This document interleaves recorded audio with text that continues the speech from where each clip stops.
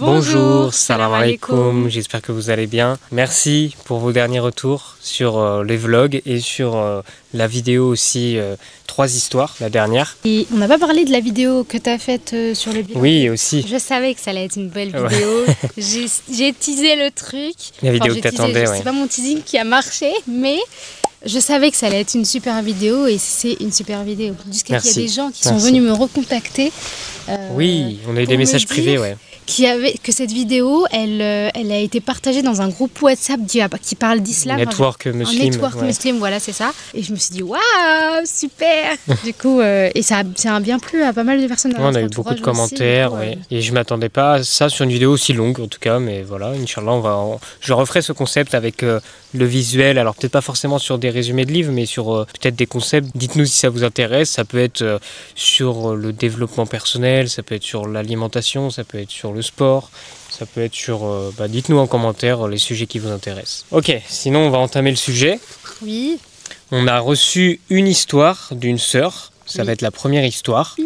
Donc merci pour ce témoignage, on va garder le témoignage anonyme. Donc pour cette vidéo, du coup, il y aura un témoignage par mail, parce qu'on n'en a reçu qu'un seul. Ouais. Donc n'hésitez pas à nous envoyer votre témoignage, voilà, pour partager votre histoire et qu'il y ait un échange quoi, entre nous et vous. C'est ça. Et sinon, les 2 autres histoires sont des histoires trouvées sur Internet. Donc voilà. On va faire les résumés, comme d'habitude. Ouais. Donc la première histoire, c'est l'histoire de la sœur qui nous a envoyé un email. Une jeune femme libanaise issue d'une famille chrétienne maronite marquée par la guerre civile part étudier en France où elle rencontre ses premiers amis musulmans. Touchée par la prière et la récitation du Coran, elle se met à découvrir l'islam et entame un cheminement spirituel profond qui transforme peu à peu sa vision de la foi. Hâte de te lire. Histoire numéro 2. Une femme ayant grandi dans une famille athée marquée par un profond mal-être vit une relation avec un petit ami violent et destructeur. À travers cette épreuve, des rencontres et des remises en question, elle découvre peu à peu la religion, transforme sa vision de la vie et gagne en force intérieure. On espère que c'est pas trop violent. Et histoire numéro 3, l'histoire d'un Russe médecin chirurgien de profession qui, après avoir terminé ses études de médecine, accepte l'islam. Curieux. Alors, l'histoire de la sœur. Bonjour à tous, j'ai 22 ans et je suis libanaise. Je vis actuellement en France, mais j'ai grandi au Liban, dans une famille maronite. Pour ceux qui ne le savent pas, les maronites forment l'une des communautés chrétiennes de rite oriental présentes en Syrie et au Liban.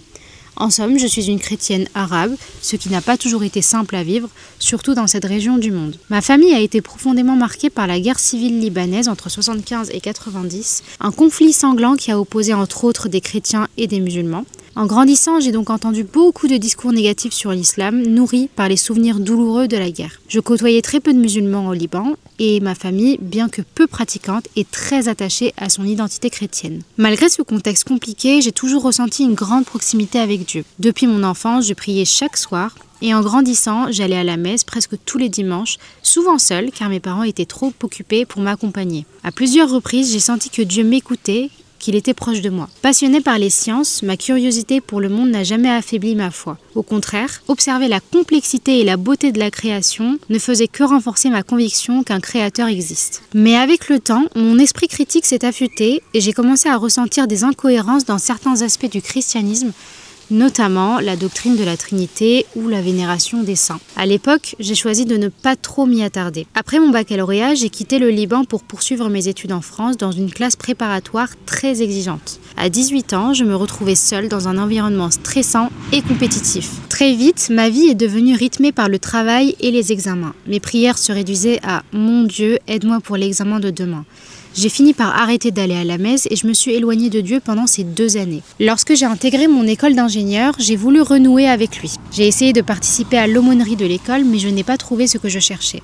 C'est à cette période que j'ai rencontré mes premiers amis musulmans. L'un d'eux en particulier m'a marqué par sa gentillesse, son respect et sa sincérité. Nos conversations sur la foi ont fait ressurgir mes doutes concernant le christianisme et m'ont poussé à chercher Dieu plus intensément. Je me suis remise à prier, à lire la Bible, à aller à la messe et je me suis même engagée comme chef-taine au Scout d'Europe. Puis un jour, ce même ami musulman a prié devant moi. C'était un moment très simple mais bouleversant. J'ai compris chaque mot puisqu'il priait en arabe, ma langue maternelle. J'ai trouvé cela d'une beauté incroyable. À ce stade, je ne pensais pas encore à me convertir, mais quelque chose s'est éveillé en moi, un besoin de comprendre, d'aller plus loin. J'ai alors commencé à étudier l'islam sérieusement. J'ai lu la sira du prophète Mohammed sallallahu alayhi wa sallam, ce qui a déconstruit toutes les idées fausses qu'on m'avait inculquées sur lui. Non, ce n'était pas un chrétien orgueilleux qui avait inventé sa propre religion. Non, ce n'est pas un homme sans pitié ou irrespectueux envers les femmes. Puis, j'ai commencé à lire le Coran. Un jour, j'ai demandé à mon ami de m'apprendre à prier. Par curiosité, j'ai fait ma première salat en tant que non-musulmane, sans prononcer la shahada.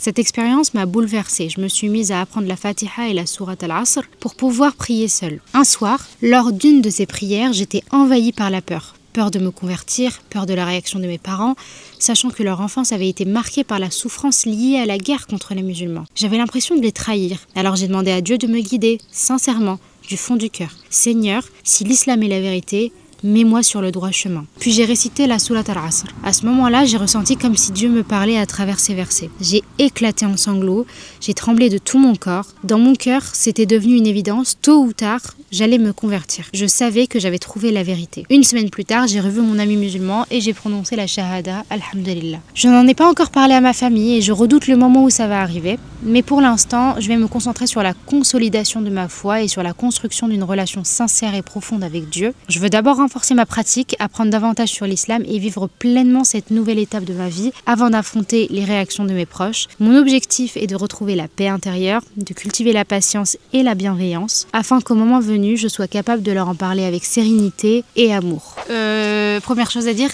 tu écris super bien. C'est hyper agréable de lire ton histoire, que ce soit syntaxe ou orthographe. Voilà. C'est génial. Puis tu as bien détaillé, ça fait plaisir. Ouais, c'est vrai.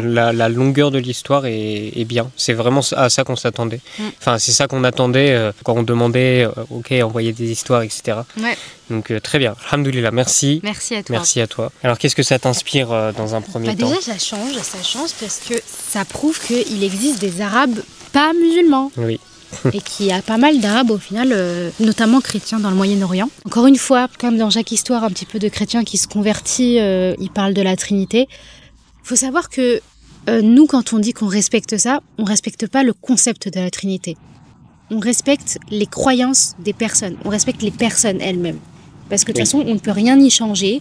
C'est pas en se fâchant ou en essayant de forcer les gens ou de persuader alors que la personne n'est pas ouverte qu'on va y arriver.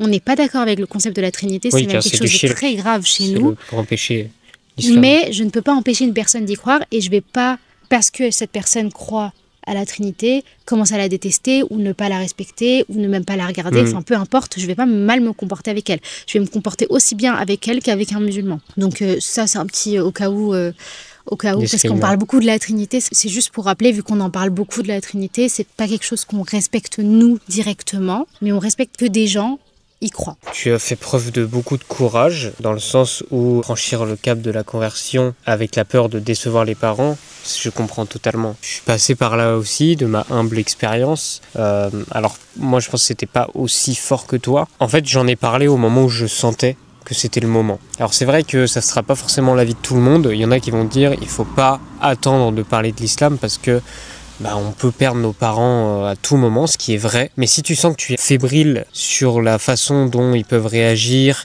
et que tu ne connais pas, s'ils ont des questions, ils vont vouloir te piéger aussi peut-être sur l'islam, qu'est-ce que c'est? Ça ne veut pas dire qu'il faut que tu connaisses tout et que tu sois parfaite, impeccable, c'est impossible. Ouais. Mais au moins que tu sois solide et que tu sois confiante dans ta manière d'exprimer ton choix. Et je pense qu'à partir de ce moment-là, les choses elles vont bien se dérouler. Ça va aussi aider à casser les idées reçues qu'ils ont sur les musulmans. Que l'islam, c'est justement une religion d'amour, une religion de bienveillance, une religion de fermeté aussi, d'être ferme sur ses positions, et une religion de science, une religion d'intellect. Si il y a un sujet que tu ne maîtrises pas, ok, je vais me renseigner, il y a tel avis, et viens, on se renseigne ensemble. Peut-être que tu penses que l'islam c'est une religion violente parce que il y a tel hadith, il y a tel propos, mais viens on étudie comment s'en est arrivé là, quel est le contexte, quel est le message. Je suis d'accord avec toi pour les parents. Quand toi tu la raconteras plus tard ton histoire de conversion, mais Inch'Allah. T'en as pas tout de suite parlé à tes parents. Non, ça a mis Et du moi, temps. j'ai trouvé ça plutôt intelligent parce que quand on vient parler d'un sujet comme ça et qu'on a peur de la réaction des parents en face parce qu'ils peuvent être réticents et violents dans leurs mots, que ce soit dans leurs mots ou physiquement, il y en a qui peuvent être violents physiquement. Il vaut mieux être prêt à être ferme dans sa décision, à savoir expliquer sa conversion parce que, ce qui est normal quand on vient de se convertir, on ne connaît pas beaucoup de choses non plus. Et on peut tomber sur des choses qui font peur. Et du coup, voilà, comme tu disais, on peut avoir des questions pièges qui nous tombent dessus. Et en fait, moi, je trouve que c'est contre-productif d'aller en parler quand même nous, on n'est pas sûr de nous, parce que ça va montrer à l'autre personne Un doute. Ouais, un doute, et je pense que ça va pas montrer la meilleure image de l'islam que tu puisses montrer toi. Alors que quand tu arrives et que tu es sûr de toi, même si tes connaissances ne sont pas grandes, ça ne change rien, mais sûr de toi, sur les quelques notions que tu as bien retenues, sur lesquelles tu es bien, des sujets sur lesquels on est sûr, tu sais, on est ferme, on n'a aucun doute, ça se voit dans notre regard, dans notre comportement physique, dans notre aura, dans tout, et ça va montrer à la personne derrière que ok, peut-être que l'islam en vaut la peine. Peut-être que je peux m'intéresser aussi, tu vois. Il faut s'entourer de gens qui connaissent bien la religion aussi, c'est important. Ouais. Fréquenter les mosquées, oui, c'est pas toujours facile. On dit ça comme si c'était ultra facile. Non, bien sûr. L'araignée, elle est bien gentille, mais en fait, elle arrête pas de passer devant la caméra. Je sais pas si ça change quelque chose parce qu'elle est toute petite. Elle est trop mignonne. Juste dans ton histoire, bravo à ton ami musulman qui avait un comportement exemplaire. Ouais. Voilà. En fait, c'est le comportement que tous les musulmans devraient avoir pour montrer que l'islam, c'est pas une religion de haine et de guerre et de vice. Tu vois, le bon comportement des gens va refléter le vrai islam. Et bravo à cette personne-là d'avoir été exemplaire. Oui, c'est ça, exemplaire. Parce que ça fait... Regarde, en fait, ça l'a poussé à s'intéresser à la religion. C'est fou. Et en plus, tu avais la facilité de parler déjà arabe. Donc ça, c'est hyper intéressant comme point de vue, parce que du coup, elle n'était pas musulmane, mais elle parlait arabe. Donc au moins, elle comprenait tout ce qu'elle entendait. Puis bravo à ce musulman qui a décidé quand même de faire sa prière, parce que c'est pas facile, tu vois, des fois quand on est avec des gens, on peut se dire, la prière, on la fera plus tard. Ouais, et il y en a qui disent même que la prière, vaut mieux la faire tout seul, dans son coin, n'en parler à personne, tu sais. Je vais pas commencer à imposer ma prière à quelqu'un. Si je suis avec des gens dans le salon, par exemple, je vais pas dire aux gens, je vais prier, et vu que j'ai l'habitude de prier dans le salon, vous êtes là, je vais prier dans le salon, et vous dégagez ou vous vous taisez. Non, je vais aller m'isoler dans une chambre, je vais faire un effort. Sauf si, eux, ça ne les dérange pas du tout. Et qu'il n'y a pas d'autre solution aussi. Si tu as une solution pour t'isoler et de ne pas déranger les autres, c'est la meilleure solution. Après, voilà, tout dépend du contexte et les situations se prennent vraiment au cas par cas, encore une fois. Merci encore pour ton histoire. Merci et les beaucoup. Prochains pour nous envoyer des histoires, c'est ici. Oui, envoyez-nous vos histoires. Oui. On les lira avec grand plaisir. On vous répondra aussi en disant on a bien reçu votre histoire. Inch'Allah, on garde votre anonymat, etc.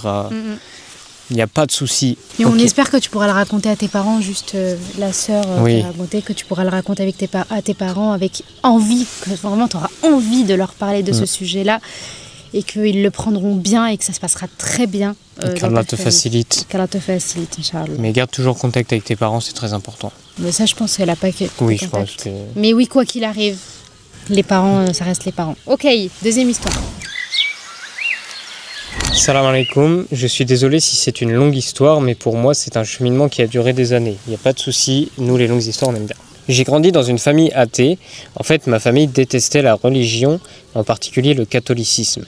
Je me souviens que ma mère m'a raconté que lorsqu'elle était enfant, la tradition voulait que lorsque le prêtre passait dans la rue, les gens s'inclinent devant lui. Elle m'a dit que ses parents refusaient de le faire car ils ne s'inclinaient devant personne. Pourtant, ma mère s'est toujours intéressée aux autres religions, surtout à l'islam, non pas parce qu'elle croyait en Dieu, mais parce que pendant son temps libre, elle s'impliquait dans le travail social auprès de personnes marocaines, notamment dans la jeunesse ou dans l'organisation d'une nouvelle mosquée. Elle a visité le Maroc à 4 reprises au total, une fois avec une organisation de logements sociaux, 2 fois avec moi avant que je sois musulmane, et une dernière fois 2 mois avant sa mort, car elle aimait énormément le pays et sa culture. Elle a même étudié les religions comparées à l'université à 45 ans, en se concentrant particulièrement sur l'islam. Nous avons aussi déménagé dans un quartier où vivaient beaucoup de musulmans car elle appréciait beaucoup ces gens. J'ai donc grandi entouré de personnes marocaines, surtout à l'adolescence, j'avais beaucoup d'amis, qu'Allah me pardonne pour les choses que j'ai faites, mais alhamdulillah, il m'a toujours protégé, car malgré de nombreuses situations dangereuses, rien de grave ne m'est arrivé. J'ai toujours été malheureuse en grandissant, avec la sensation qu'il manquait quelque chose. Je ne savais pas pourquoi je vivais et je pensais que tout le monde se porterait mieux si je n'étais pas là. Je ne suis jamais passé à l'acte, alhamdulillah, car je savais que cela ferait trop de mal à ma mère, mais j'ai fait des choses terribles pour plaire aux autres. Je n'avais pas d'opinion personnelle, je suivais les autres. Quand il m'a parlé de Dieu, j'ai commencé à penser que croire en Dieu donnerait une raison de vivre. Mais il n'était pas bon avec moi. Il me prenait mon argent, me frappait, me trompait avec d'autres femmes et m'insultait. Pourtant, pendant que j'étais avec lui, j'ai commencé à changer peu à peu. D'abord, j'ai arrêté de fumer, forcé par lui, mais aujourd'hui, je suis contente d'avoir arrêté. Puis, j'ai cessé de boire de l'alcool, de manger du porc. J'ai commencé à faire attention à mes vêtements, mais c'était encore plus pour lui que pour Allah. Puis, ma mère est morte soudainement. Ce fut le moment où j'ai pris conscience que la vie pouvait s'arrêter à tout instant et qu'il fallait que je change. Je savais que mon petit ami ne m'épouserait jamais, car s'il l'avait voulu, il l'aurait dit depuis longtemps. Nous étions ensemble depuis 4 ans. À ce moment-là, j'ai déménagé dans un nouvel appartement.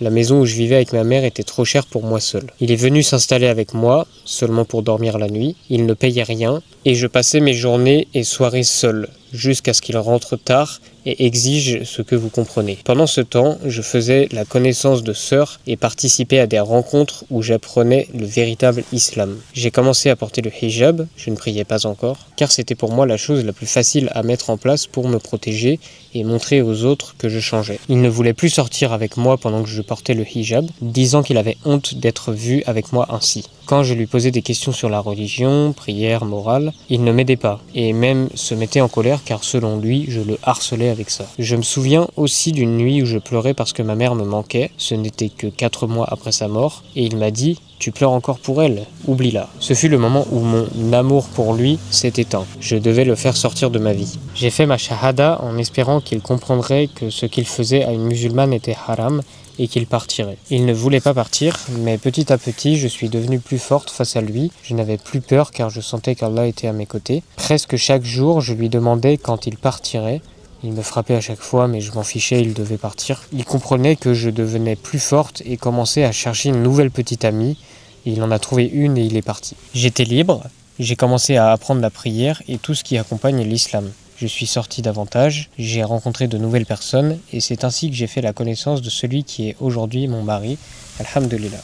Je suis plus forte maintenant et je ne laisse plus les gens profiter de moi, même si parfois je reste trop naïve et découvre que certaines personnes que je croyais être mes amis ne le sont pas vraiment. Mais j'ai ma famille et ma foi pour me soutenir et me garder forte. Voilà mon histoire qui continue de s'écrire chaque jour, car c'est un processus qui dure toute une vie. Merci pour votre temps et votre intérêt. Salam alaikum. Alaikum salam. C'est émouvant quand même. Là, c'est une histoire prise d'internet, donc c'est pas comme si on parlait à une personne qui nous a écrit le mail. Mais je sais pas si c'est quelque chose qui vous est déjà arrivé à vous qui regardez la vidéo, et ça arrive à beaucoup de gens d'avoir des relations conflictuelles et toxiques. Ça veut pas dire que la personne est toxique, mais une relation toxique, il y en a plus que ce qu'on pense. Des relations toxiques.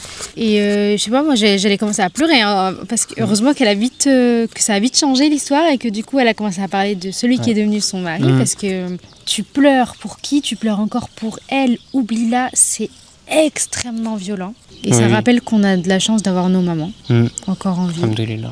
Pour ceux et celles qui ont encore leur maman, genre allez les voir et leur dire je t'aime là tout de suite. Il y a un petit message. Un petit message, un appel, quoi que vous puissiez faire, vraiment faites-le. Cette phrase-là, c'est la goutte d'eau qui a fait déborder le vase. Et tu m'étonnes. Même pour elle, c'est à ce moment-là qu'elle a décidé de le faire sortir de sa vie. Ça veut pas dire qu'elle n'était pas forte et que c'est à cause d'elle, hein. Au contraire, pas du tout. Mais c'est fou d'en arriver là. Et comme quoi, on peut très vite tomber là-dedans et qu'il faut faire super attention dès le départ. Il y a des red flags en fait, il faut faire attention à certains types de comportements dans une relation. Surtout que dans l'islam, le mariage c'est très important. Le mec ne voulait pas se marier, donc attention. Il avait déjà tout frapper, ça dégage direct. Alors, je sais que c'est facile. C'est juste être. Même insulter. Pour moi, insulter c'est pas bon. Ah oui, non, insulter. Après, c'est parce que nous, dans notre relation, il n'y a pas d'insulte qui sort. Fâché ou pas fâché, les insultes ne sortent pas. Oui. Mais il y en a qui vont s'insulter pour rigoler. Moi, je comprends pas le concept de s'insulter pour rigoler. Pour nous, c'est une règle, pas d'insulte en fait. Ouais. Parce qu'en fait, je pense que c'est la première... Non, peut-être ça commence un peu avant, mais pour moi, c'est la porte d'entrée. Oui, il y a plusieurs portes d'entrée, il y a la colère aussi, mais je suis d'accord avec toi. En fait, tu insultes, tu commences avec une petite insulte. Et en fait, au fil des disputes, les insultes peuvent grandir aussi. Et c'est pas bon, il faut toujours garder son calme. Il y en a qui ont de l'emprise, donc de toute façon on le voit en France, on dit l'islam c'est une religion violente, mais les violences conjugales qu'il y a en France, c'est un problème de société globale. C'est la violence conjugale, il y en a beaucoup trop. Et justement, le mariage en islam protège de ça, puisque quand tu as l'intention de te marier, logiquement, tu rencontres la personne, etc. On fait un point, enfin les deux personnes font un point pour voir s'il y a... Ils ont les mêmes projets. S'ils ont les mêmes projets, s'ils ont la même vision. Ça veut pas dire qu'il faut s'entendre sur tout, mais au moins on s'assure que tout va bien. Que l'autre ne soit pas complètement contre l'idée du mariage, peut-être déjà oui. Ou complètement contre l'idée d'enfant, ou enfin après ça peut toujours changer. Hein. Je voulais juste dire un truc, la force de cette personne. Est-ce qu'on peut le noter? On dit souvent que ces personnes-là, c'est des personnes faibles qui acceptent de se faire frapper, qui acceptent. Mais t'as vu le cheminement qu'elle a? La fille, elle vit avec quelqu'un qui la force à faire des choses qu'elle ne veut pas, qui ne l'aide pas dans la maison, qui ne l'aime pas en fait. Oui. Finalement ça s'appelle pas de l'amour, c'est de l'intérêt, avec qui elle a une relation complètement toxique, et malgré ça elle a réussi à se faire un chemin. C'est Allah qui lui a prévu ce chemin là, mais elle a quand même réussi à rester et à faire ce chemin là grâce à sa maman aussi. Moi je trouve ça incroyable. T'as plein de difficultés dans ta vie, mais tu vas quand même vers l'islam, tu vas faire l'effort, parce que là elle a dû aller rencontrer les gens. Les gens ne sont pas venus vers elle. Mais la leçon de ça, vous qui nous regardez, si vous traversez une difficulté, revenez toujours à Allah. Quoi qu'il arrive, quel que soit le degré de difficulté de ce que vous traversez, même si vous pensez que c'est insurmontable, n'oubliez jamais ce verset du Coran. Allah n'impose à aucune âme plus que ce qu'elle ne peut supporter. C'est très important. Toujours garder ça en tête. Vous pouvez toujours rebondir. Vous pouvez toujours guérir d'une maladie. Ça peut vraiment vous ouvrir un tas de portes que vous ne pouvez pas imaginer. Revenez toujours à Allah. Bien sûr, il faut toujours aller faire les causes. Si vous devez vous guérir, allez quand même prendre des médicaments, mais prier, demander à Allah sincèrement de vous aider et de vous mettre sur le chemin de la guérison.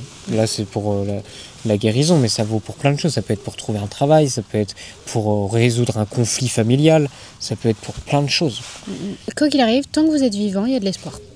Voilà. Tant que vous êtes vivant, vous avez le temps de vous faire pardonner. Tant que vous êtes vivant, vous avez le temps qu'Allah réponde à vos demandes. Vous êtes vivant, donc vous pouvez.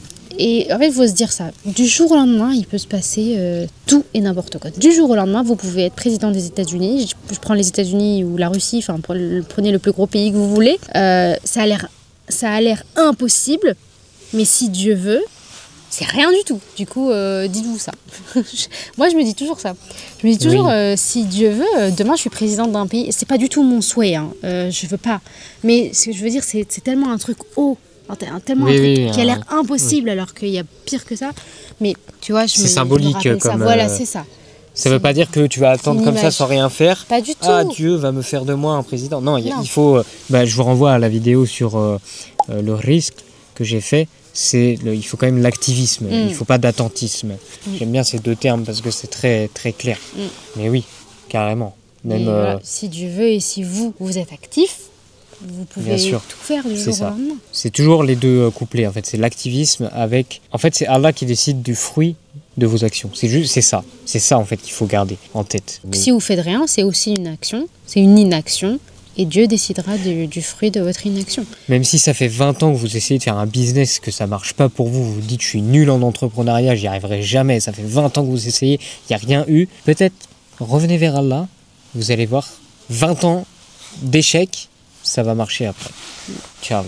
C'est jamais perdre espoir. Oui, c'est ça. Ouais, c'est ça. Et on disait ça dans une autre vidéo, Histoire de converti. Demandez ce qui est bon pour vous. Des fois, par exemple, si je reprends l'histoire du business, ton business, si tu le veux vraiment, mais ça se trouve, c'est mauvais pour toi. Oui. Et ça peut provoquer un malheur dans ta vie, dans la vie de tes enfants, dans la vie de ta famille, dans la vie de ton entourage en général. Oui, ou peut-être que le service que tu proposes, en fait, il n'est pas si licite que ça aussi. C'est possible. Et du coup, peut-être que fait, si tu vas dans ce sens, tu vas faire du mal aux gens et en fait ça va pas t'aider pour l'au-delà, pour la akhira. Oui, gagner de l'argent pas licite, c'est hyper mauvais. Le mal que tu peux faire avec un business pas licite, ça peut être tellement énorme que en fait Allah il te bloque les portes pour que tu ailles ailleurs, que tu prennes un autre chemin qui est bien meilleur pour toi. Et c'est un petit peu ce que j'ai traversé aussi, mais j'en reparlerai une autre fois, Inch'Allah, sur mon histoire de converti. On va faire que de la teaser. Hyper belle histoire, vraiment une vraie happy ending. Ouais. Comme il faut. J'espère que ça sera un mariage pour la dunya et la akhira. On te le souhaite. Salam alaikum à toi. Histoire numéro 3. J'ai 26 ans. Je suis russe et médecin chirurgien de profession. En 1997, j'ai terminé mes études à l'Académie de médecine et j'ai accepté l'islam en 1998. Récemment, j'ai terminé mon doctorat et je prépare actuellement ma thèse de master. Mon cas d'acceptation de l'islam a été un peu atypique, car dans la société russe moderne, il existe un stéréotype selon lequel les musulmans croyants sont surtout des personnes âgées, peu instruites et en décalage avec le rythme de vie contemporain. Il se peut que mes connaissances du corps humain aient déterminé mon choix. Savoir un peu mieux que les autres comment fonctionne l'être humain, voir constamment devant soi les maladies et les souffrances des gens, et constatant toujours qu'il existe une prédestination dans la destinée humaine qu'on ne peut surmonter malgré tous les efforts. N'est-ce pas là l'idée même de l'existence du Créateur, celui qui est l'unique et le seul qui profite ou nuit aux créatures? J'ai grandi dans une famille où ma mère et ma grand-mère qui m'ont élevée étaient athées. Dans mon enfance, je n'avais aucune source d'information sur la religion, mais je ressentais confusément qu'il existait un Dieu miséricordieux et grand et que le destin des hommes était entre ses mains. Durant ma jeunesse, j'ai lu beaucoup de littérature sur la religion, mais à l'époque, ce n'était que d'un point de vue d'athée et je n'y trouvais pas les réponses à mes questions. Puis au début des années 90, le Nouveau Testament est tombé entre mes mains. Après l'avoir étudié, ma confusion n'a fait qu'augmenter. Je ne comprenais pas comment Isa alayhi salam pouvait être à la fois un homme et Dieu.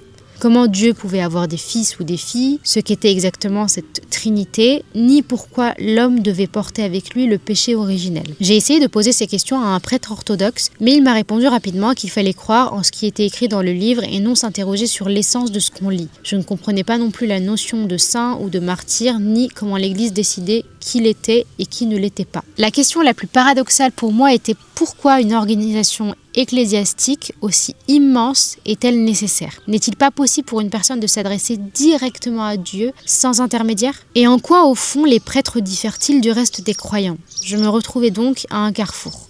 Mes tentatives de vivre uniquement pour les plaisirs de ce monde n'ont rien donné, ma vie personnelle n'avançait pas et je me sentais de plus en plus perdue. Au printemps 1998, j'ai rencontré par hasard un collègue chirurgien.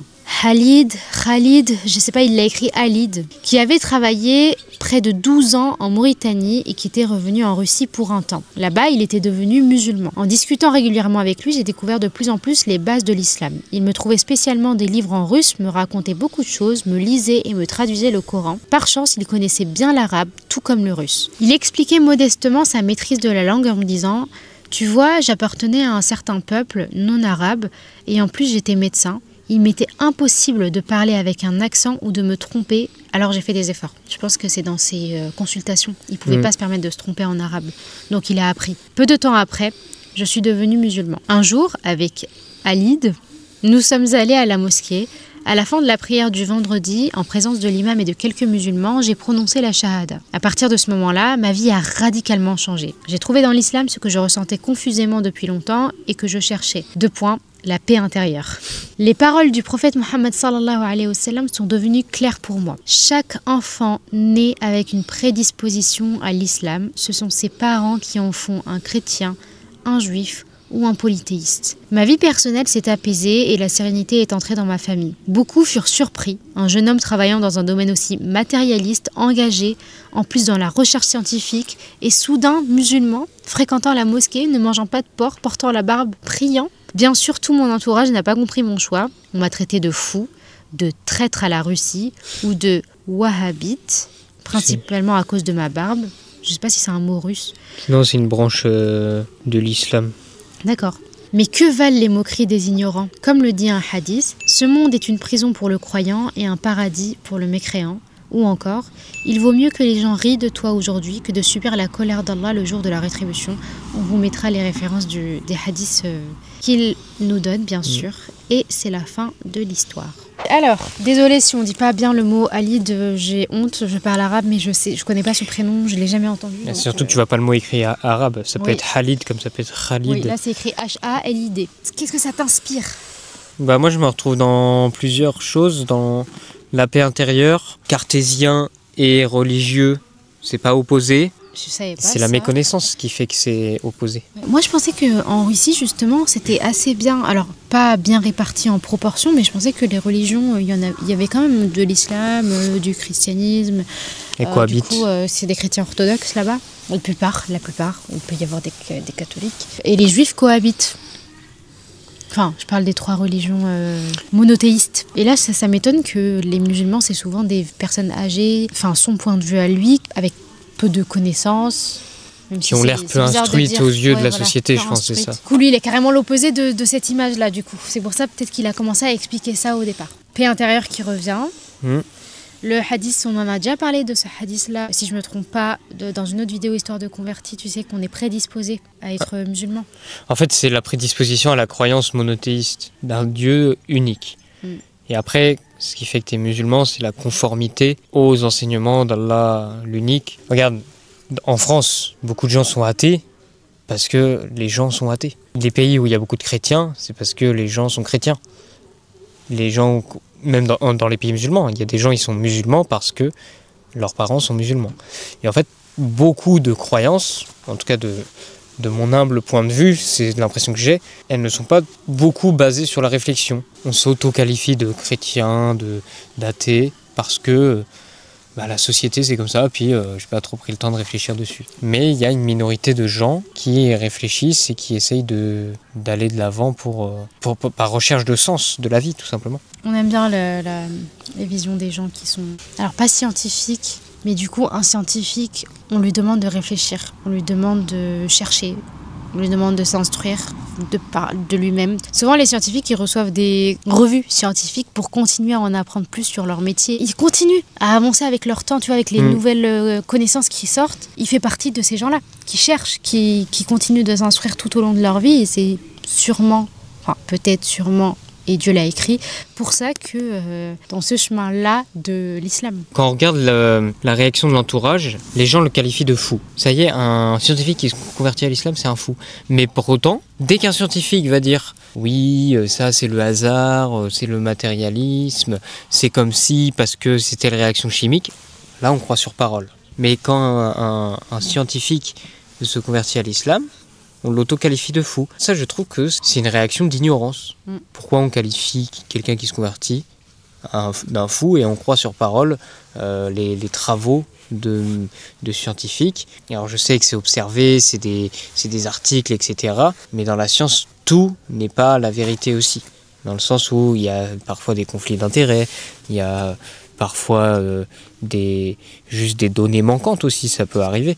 Rien de négatif par rapport à la science, La science, heureusement qu'elle est là, il y a plein de choses bien. En fait, ce qui me gêne parfois dans la société, c'est l'idéalisation qu'on fait de la science et la diabolisation qu'on fait de la religion. Et l'opposition qu'on met constamment entre les deux. Pour ceux qui sont contre la religion, ils opposent constamment les deux principes, alors que... En fait, l'opposition, historiquement, elle vient beaucoup de la réaction de l'Église durant le Moyen-Âge et les siècles qui suivent le Moyen-Âge, l'évolution en fait de la connaissance. Ou même quand ils sont venus dire la Terre c'est pas du tout le centre du monde. Oui, voilà, c'est ça. Loin de là. On n'est pas le centre du monde, on est une planète parmi d'autres planètes. Les planètes ne tournent pas autour de nous, le Soleil ne tourne pas autour de nous, mais c'est l'inverse. Tu vois, en fait, on est venu casser leurs paroles, on les a rendus un petit peu moins crédibles, on leur a enlevé de la puissance, on leur a enlevé du pouvoir, un vice. Voilà, on revient là-dessus, on leur a enlevé du pouvoir. C'est ça le problème. Le problème, c'est même pas qu'on touche à leur religion. Je pense que c'est juste qu'ils n'avaient plus le pouvoir qu'ils avaient sur les gens. Mais tu vois ce que je veux dire? Ouais, je comprends. Ouais. C'est mon point de vue, je peux me tromper. Je n'étais pas là-bas, je n'ai pas la science infuse. Voilà, je ne suis personne en fait pour certifier ça, mais c'est ma façon de penser. C'est mon hypothèse. C'est marrant parce qu'encore une fois, on voit un autre chemin que Dieu va donner à quelqu'un. Alid, du coup, a dû partir en Mauritanie pour travailler. En tant que médecin, il ne pouvait pas se permettre d'utiliser les mauvais mots. Il était obligé de bien s'exprimer, donc il était obligé d'apprendre la langue arabe, qui est la langue du Coran. Et du coup, ça l'a mené à comprendre le Coran, sûrement, à comprendre la religion, et à devenir musulman. Et ça, c'est beau aussi. Là, c'est une histoire de converti dans une histoire de converti. Et il a fait preuve d'humilité, oula. Je sais pas ce qui leur arrive. C'est actif, là, c'est l'heure. Non, mais ce que je voulais dire, c'est qu'il a fait preuve d'humilité. Il a pas fait preuve d'orgueil, puisque en disant que... Mais je peux pas parler avec ça. Mais si. Ça fait une ambiance sur les vidéos. De toute façon, je peux l'enlever. Ah oui, c'est vrai, vas-y. Mais du coup, son ami a fait preuve d'humilité et ça, c'est remarquable. Puisqu'il aurait pu être orgueilleux en disant « Ah, bah moi, je suis trop fort, etc. Je maîtrise la langue. » Mais non, il a fait preuve de modestie et ça, c'est un comportement exemplaire. Et il lui a appris. Il lui a partagé. Il lui a traduit. Ouais. Et ça, il a fait de très très bonnes actions. Il sera récompensé, Inch'Allah, par Dieu pour ses bonnes actions. C'est beau. C'est beau de voir ça. Et... là, tu as vu, il reparle. Mes tentatives de vivre uniquement pour les plaisirs de ce monde n'ont rien donné. Ma vie personnelle n'avançait pas et je me sentais de plus en plus perdue. Et c'est vrai que ça m'a fait penser... quel mot, ça? L'hédonisme, on en a parlé dans une autre vidéo. Et c'est quelque chose qu'on retrouve beaucoup dans les histoires de convertis. C'est que l'hédonisme, en fait, c'est très éphémère. Ça n'apporte pas de paix intérieure. Souvent, on parle de bonheur en Occident. On dit le bonheur, la recherche du bonheur. Et beaucoup associent le bonheur avec les plaisirs de la vie. Et même dans le développement personnel, les gens l'ont très bien compris. Ça ne marche pas. Ça ne marche pas. La paix intérieure, c'est l'autocontrôle. C'est le contrôle contrôler son temps, être maître de son temps, être maître de ce qu'on mange, être maître de son corps, faire des activités physiques, maîtriser ses mouvements, être maître de son activité professionnelle, être maître de ses relations. Ça ne veut pas dire je contrôle mes relations, mais ça veut juste dire je me sens épanoui dans mes relations, je connais mes limites, je sais ce qui est bon pour moi, je sais ce qui n'est pas bon pour moi. Et pour moi, c'est ça la paix intérieure. Alors tout ça, c'est ce qui entoure la foi, bien sûr. Et la foi, c'est vraiment le noyau, c'est le croire en Allah, se conformer à la religion, pratiquer, etc. Et il y a tout ça autour. Et c'est ce qu'on nous enseigne aussi, ce que Allah nous enseigne dans le Coran. C'est la foi qui te mène à créer tout ça autour de la foi, comme tu dis. En fait, c'est un arbre avec les branches. Et les branches viennent toutes de la foi parce que c'est le centre de notre vie. C'est ce qui nous fait vivre. Parce que si on revient à l'hédonisme, en fait, il n'y a rien qui nous pousse, si on est vraiment purement hédoniste, il n'y a rien qui nous pousse à être généreux. Si ce n'est que le plaisir instantané, parce que ça te fait plaisir d'être généreux, mais c'est tout. Il n'y a pas de force supérieure, il n'y a pas de crainte de châtiment, il n'y a pas de motivation vers un futur, un au-delà éternel, parfait, etc. Quand tu es hédoniste, ça laisse beaucoup place à l'égoïsme, ça laisse place à la peur, à l'insécurité. Ah, mais de quoi est fait demain, comment je vais me nourrir, etc. Et puis même, si t'es généreux dans l'hédonisme, alors c'est super bien, parce que c'est une bonne qualité quand même, la générosité, ça peut te mener à quelque chose de bien. Mais ce que je veux dire, c'est que ce ne sera pas constant non plus. Alors que la religion nous rappelle constamment qu'il faut être généreux. Déjà, on a la zakat qu'on doit donner absolument, donc on a une générosité obligatoire. Et puis derrière, on est poussé à faire de l'aumône. Alors du coup, ça sera plus de la sadaqa. On va être poussé à donner à nos parents.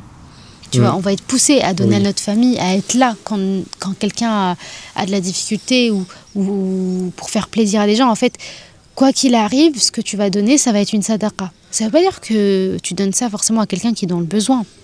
Pour nous, le mot sadaqa, c'est pas forcément quelqu'un qui est dans le besoin. La zakat, c'est forcément quelqu'un qui est dans le besoin. Et il y a parce que c'est légiféré, et il y a des conditions à respecter dans laquelle la personne doit être, la personne à qui tu vas donner ta zakat.